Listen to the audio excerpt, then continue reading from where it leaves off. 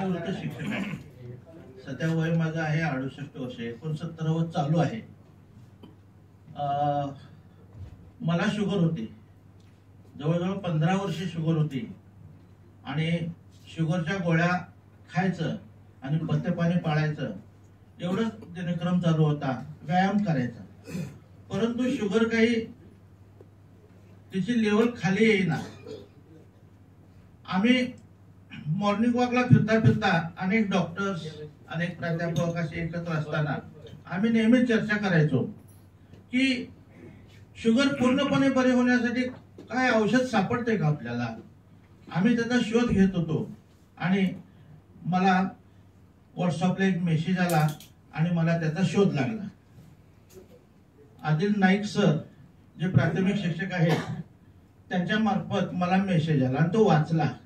मी त्यांच्याशी कॉन्टॅक्ट केला की सर मला हे औषध पाहिजे आहे. ठीक आहे देऊया म्हणाले. त्यावेळेला आदिल नाईक सर होते आपल्या गावामध्ये चिखली कागलमध्ये. मग त्यांनी आपला प्रतिनिधी असलम भैया शेख हात वर यांना सांगितलं की माने सरना औषध द्या आणि त्यांनी मला पहिल्यांदा औषध दिलं. ते कुठे दिलं औषध? राजारामपुरीमध्ये. आपण राजारामपुरीमध्ये या ठिकाणी भेटूया, कोल्हापूरला राजारामपुरीमध्ये या ठिकाणी भेटूया आणि तिथे तुम्हाला औषध देतो असं सांगितलं. औषध घेतलं, पैसे दिले, कसं घ्यायचं काय घ्यायचं त्यांनी छान सूचना दिल्या.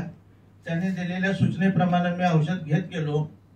साधारणपणे 15 दिवसात माझी शुगर साधारण 256 होती, ती 128 आली. 15 दिवसात एवढा चांगला रिझल्ट मला मिळाला. त्यानंतर एक महिन्याने पुन्हा चेक केली, त्यावेळेला माझी शुगर 104 आली.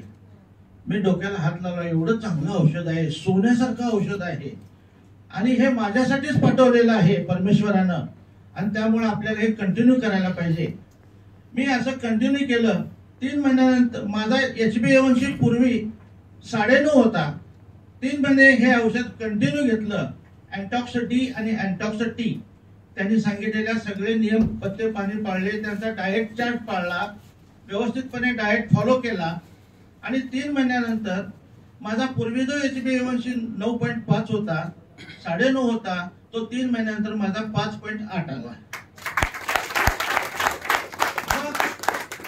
मग मी पुन्हा नाईक सरांना म्हटलं, नाईक सर मी आता काय करू, HbA1c माझा असा आहे. मग ते म्हणाले डॉक्टरांकडे जावा, हा रिपोर्ट दाखवा आणि डॉक्टरांचा सल्ला घ्या.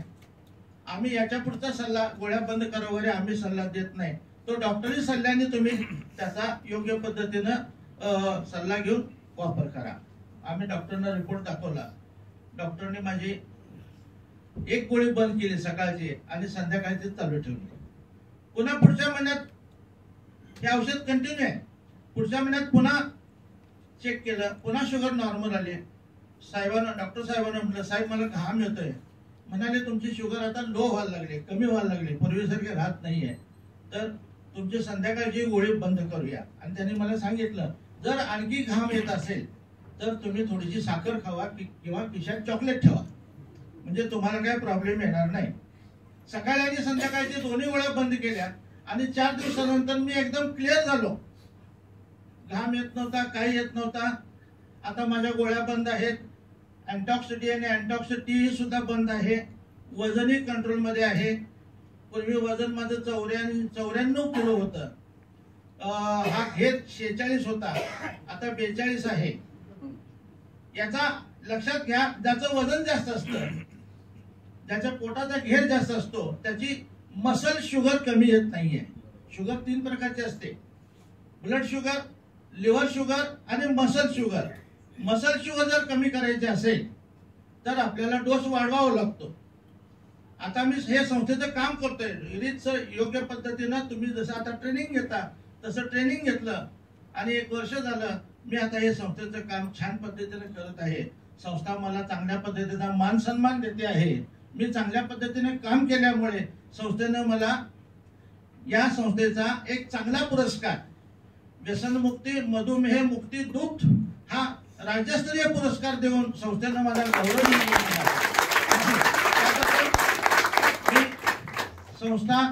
संस्थेचे चेअरमन माननीय सादिक शेख सर संस्थेचे सर्व संचालक आणि आमचे ज्येष्ठ जे आहेत सिनियर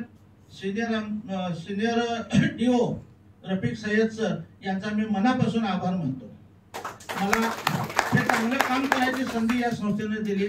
माझा सेवानिवृत्तीचा वेळ हा घरात बसून जात होता.